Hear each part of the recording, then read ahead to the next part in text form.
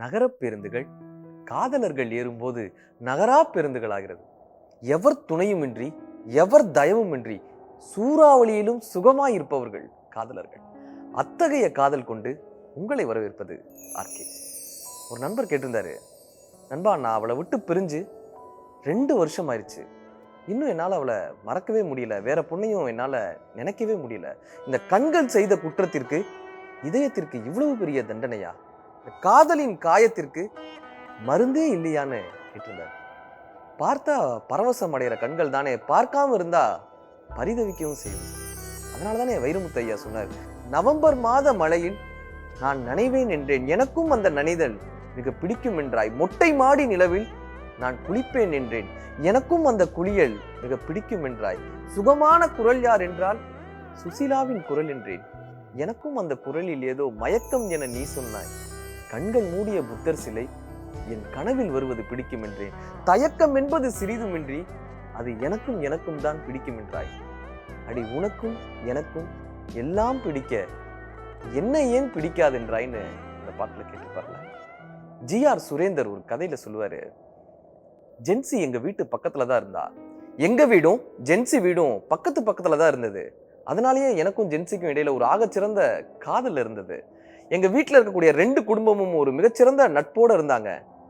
என்னதான் வீடு பக்கத்துல இருந்தாலும் ஜாதியும் மதமும் நம்மளை தூரப்படுத்திக்கிட்டே தானே இருக்கு. நம்ம காதலால வீடு பிரிய வேணாம், 2 குடும்பங்கள் பிரிய வேணாம், நாமே பிரிஞ்சிருவோன்னு முடிவு பண்ணி நானும் ஜென்சியும் பிரிஞ்சிட்டோம். நான் நந்தினிய கல்யாணம் பண்ணிட்டேன். என்னுடைய கல்யாணத்துக்கு ஜென்சியின் வீட்டுல இருந்து எல்லாருமே வந்திருந்தாங்க, ஜென்சியை தவிர எல்லாருமே வந்திருந்தாங்க.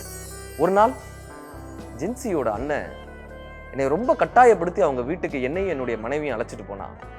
எந்த ஹால்ல நானும் ஜென்சியும் எங்களுடைய ஒற்றை பார்வையை பரிமாறிக்கொள்வோமோ அந்த ஹால்ல நான் அவளை பார்க்காமலும் அவள் என்னை பார்க்காமலும் 2 பேருமே தலை குனிஞ்சிட்டு உட்காந்துருந்தோம். எந்த சோஃபால எங்களுடைய காதல் வளர்ந்து தவழ்ந்ததோ அந்த சோஃபால நான் என் மனைவி நந்தினியோட உட்காந்துருந்தேன். எப்பயுமே ஜென்சியோட வீட்டுல தொலைபேசியின் சத்தம் கம்மியாகவும் தொலைக்காட்சியின் சத்தம் கம்மியாகவும் ஜென்சியினுடைய குரல் அதிகமாகவும் கேட்டுக்கிட்டே இருக்கும்.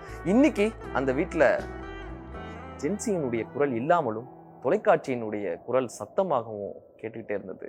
நாங்கள் கிளம்பும் போது என் செல்ஃப்ல இருந்து ஒரு என்சைக்ளோபீடியா புத்தகத்தை எடுத்து என்னுடைய மனைவி நந்தினியிடம் ஜென்சி நீட்டினா. நான் அந்த புத்தகத்தை ஜென்சிக்கு முதலாக பரிசா கொடுத்த புத்தகம்.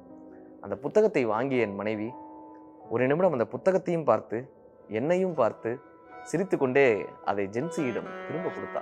இந்த புத்தகத்தை நீங்களே வச்சுக்கோங்க, இது இவர் உங்களுக்கு கொடுத்த பரிசு, அது உங்ககிட்டயே இருக்கட்டும்னு சொன்னா.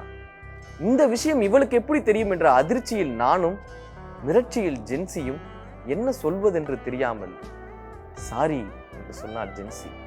உடனே என் கைகளை பிடித்து கொண்டு தேங்க்ஸ் என்று சொல்லிவிட்டு நாங்கள் வெளியே வந்துட்டோம். எங்களுக்கு திருமணமாகி 10 வருடம் ஆயிடுச்சு.